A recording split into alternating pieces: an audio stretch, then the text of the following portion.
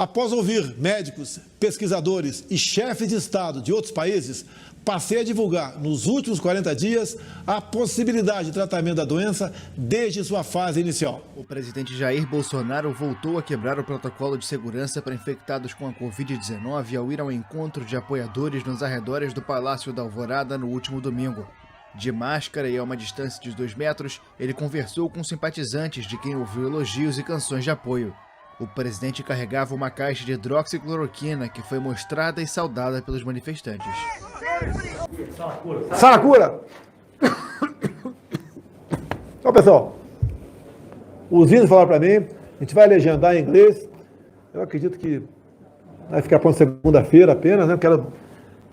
Foram 3 momentos com os índios, balaios, Yanomami, tá? Eles falando que tomavam chá disso daqui, saracura, mais 2, Carapanaúba e Jambu.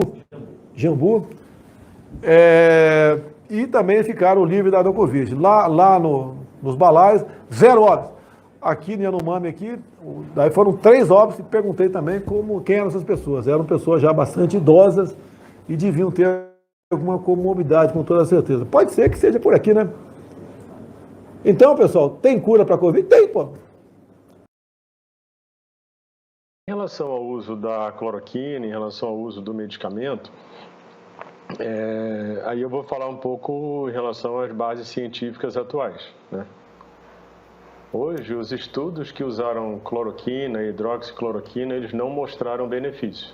O que é importante é o seguinte, quando você analisa a doença, você tem mais ou menos 80% das pessoas que vai evoluir bem, 20% mais ou menos 20% ou um pouco menos vai precisar de internação.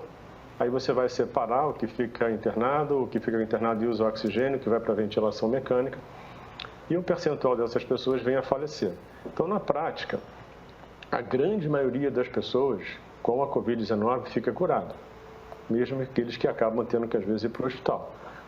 O grande problema que a gente tem hoje é você entender que o fato de usar o remédio não significa que foi ele que te curou. Entendeu? Essa é uma dificuldade. Sim. Que a pessoa que não tem um lado mais, vamos dizer assim, mais matemático e mais técnico, é mais difícil da pessoa entender. Então, quando a gente vê essas situações onde pessoas falam que usaram remédio, ficaram curadas, que pessoas que prescreveram remédios, pacientes ficaram curados, isso é verdade, mas uma coisa pode não ter nada a ver com a outra. Eles tomaram o remédio e ficaram curados, mas não foi um por causa do outro. E nesse momento a gente vai ter uma polarização ainda maior em cima desse problema, né? Essa discussão da cloroquina agora, se ela já era polarizada, ela vai aumentar muito mais. Sim. E é como eu vejo isso agora. Então eu estou te colocando o que existe hoje no meio científico, tanto que os estudos sugerem o oposto. Essas drogas foram retiradas dos estudos que vinham sendo realizados, tanto do Solidarity quanto do estudo inglês. Os Estados Unidos, eles tiraram autorizaram o uso emergencial. Hoje, nos Estados Unidos, pelo FDA, a única droga que tem um estudo emergencial aceito é o remdesivir. Do novo coronavírus. Esses pontos que, principalmente, o presidente vem enaltecendo contra medidas restritivas e também defendendo um tratamento precoce, pontos como esse fizeram com que a senhora não aceitasse esse convite? É um ponto de divergência, sim, que eu deixei explícito desde o início em todas as minhas pontuações na imprensa, em revistas científicas. Todos nós sabemos, o mundo todo sabe, a ciência já demonstrou que o paciente tem que ser atendido precocemente, ele tem que ser visto precocemente, e isso é fato. Entretanto, algumas medicações pregadas, como a cloroquina, ivermectina, a azitromicina, o zinco e a vitamina D, eles já se demonstraram não ser eficazes no tratamento da doença. Então, não há uma mudança minha de posição. A minha posição sempre foi essa e continuará sendo essa. No início da pandemia, nós procurávamos uma salvação. Nós estávamos no desespero. Muitos de nós prescreveram cloroquina. Eu mesmo já falei isso, eu também. Até que nós fomos lidando com, felizmente, os resultados que a ciência nos traz. Inúmeros estudos vieram para demonstrar de uma maneira definitiva a não eficácia desses tratamentos. Isso é algo que eu pontuei. Para mim, isso é um assunto do passado. Tanto em redes sociais, Vossa Senhoria manifestou-se contrariamente à adoção do chamado tratamento precoce, classificando o uso de medicamentos como hidroxicloroquina como neocurandeirismo, iluminismo às avessas, Brasil na vanguarda da estupidez mundial. Pergunto, essa divergência em relação à posição do presidente da República foi o motivo de sua saída do Ministério, como foi o caso, por exemplo, do ministro Tais? Senador, eu acho que essa pergunta deve ser direcionada especificamente ao ministro Marcelo Queiroga. A minha posição pública, absolutamente pública, ela não é uma opinião. Veja bem, na medicina, a gente tem opinião até o momento em que a gente substitui essa opinião por evidências. As evidências tiram da responsabilidade individual do profissional um juízo de valor sobre aquela situação. Então, é preciso compreender como funciona o processo científico para que você consiga... Doutora Luana, em algum momento a senhora discutiu ou conversou com o ministro Marcelo Queiroga a respeito de tratamento precoce, medidas não farmacológicas? O ministro Marcelo Queiroga é um homem da ciência. Todos nós somos absolutamente a favor de uma terapia precoce que exista. Quando ela não existe, ela não pode se tornar uma política de saúde pública. Mas a pergunta foi, conversou em algum momento? Não conversou, discutiu sobre esse assunto? Isso nem foi um assunto, senador. Essa é uma discussão delirante, esdrúxula, anacrônica e contraproducente. Quando eu disse que há um ano atrás nós estávamos na vanguarda da estupidez mundial, eu, infelizmente, ainda mantenho isso em vários aspectos. Porque nós ainda estamos aqui discutindo uma coisa que não tem cabimento. É como se a gente estivesse escolhendo de que borda da Terra plana a gente vai pular. Não tem lógica. Pandemia é uma questão dinâmica. O senhor tem razão. O que foi defendido lá no começo podia até ter alguma lógica, e aqui eu estou me referindo diretamente à questão da adoção desses fármacos que foram citados. Principalmente no que a gente chama de uso compassivo. Quer dizer, meu paciente estava morrendo e eu precisava fazer alguma coisa, existia alguma plausibilidade teórica para se fazer alguma coisa? Existia, embora bastante frágil. Já era frágil lá no começo. E deixa eu rapidamente explicar isso ao senhor. Por favor. Por que ela era tão frágil? A gente sabe que muitas drogas têm efeito antiviral in vitro. Isso. Muitas drogas. Quando a gente vai transferir... Aliás, esse é o estudo do doutor Raul.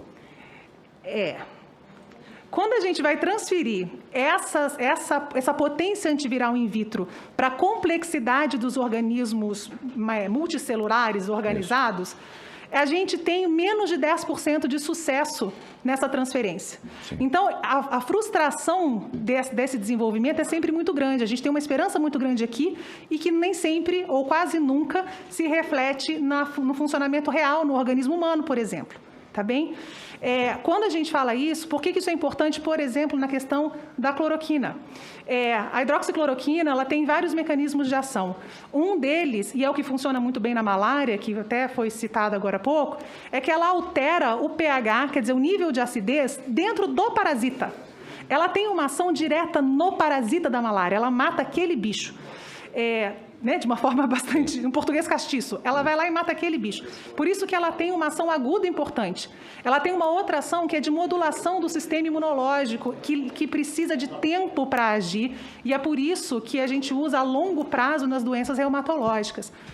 Nenhuma dessas circunstâncias foi provada ser eficaz na questão da Covid propriamente dita.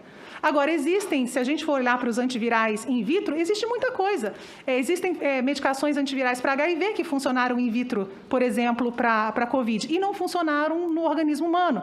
Se eu pegar essa placa, essa cultura viral e botar no micro-ondas, senador, os vírus vão morrer. Mas não é por isso que eu vou pedir para o paciente entrar no forno 2 vezes por dia. O senhor entende? Essa diferença precisa ficar clara para as pessoas que estão em casa. Não é que a gente não queira que as pessoas tenham acesso àquilo que funcionaria para elas, muito pelo contrário, a nossa vida seria muito mais fácil e mais feliz. Eu perdi amigos, senador. Eu perdi um colega de plantão da Fiocruz, que era um gênio. Ele morreu salvando a vida das pessoas. Se houvesse alguma oportunidade que a gente pudesse depositar as nossas confianças e a vida das pessoas nela, a gente teria usado. Infelizmente, com todo o pesar do mundo, não tem. Com relação à pergunta se a defesa do presidente da República e de alguma outra pessoa do tratamento precoce, notadamente com o uso da cloroquina, estimula a população a abandonar as medidas não farmacológicas de prevenção da doença, como o uso de máscara, distanciamento, a senhora respondeu que não apenas do presidente, mas de qualquer uma pessoa... Absolutamente todo mundo que propaga informações que não são verídicas, sim. Estimula sim. Isso é a prática nossa. A gente vê que as pessoas se apegam a uma esperança sobre uma proteção ou uma chance de não desenvolver doença grave e abandonam aqueles hábitos. Hábito é sempre mais difícil, senador, de ser conquistado ou ser alterado. As pessoas têm uma tendência de olhar para a medicina como uma situação baseada na farmacologia. Eu agradeço muito. Eu tomo um medicamentozinho e está resolvida a vida. Eu agradeço assim. muito essa resposta e me permita, antes de terminar, checar apenas a segunda resposta. Sim. Em que medida a divulgação desse iluminismo às avessas, falados por Vossa Senhoria, impactou na evolução das mais de quase 165 mil mortes? Nós não temos, e eu não tenho isso como dado claro, técnico, científico, do impacto na mortalidade no Brasil. Mas a partir do momento que você vulnerabiliza as pessoas, né, uma população ignorante, no sentido de falta de informação, é uma população vulnerável. Então, a partir do momento que a gente vulnerabiliza as pessoas com informações incorretas, a gente não pode esperar que o resultado seja positivo. Fui procurado pelos senhores Marco Garcia, Wilson Sampaio e Bernadette Ciotti. Assunto: fosfoetanolamina sintética, composto químico desenvolvido por pesquisadores da USP, que tem levado muitos brasileiros à cura do câncer. Por variar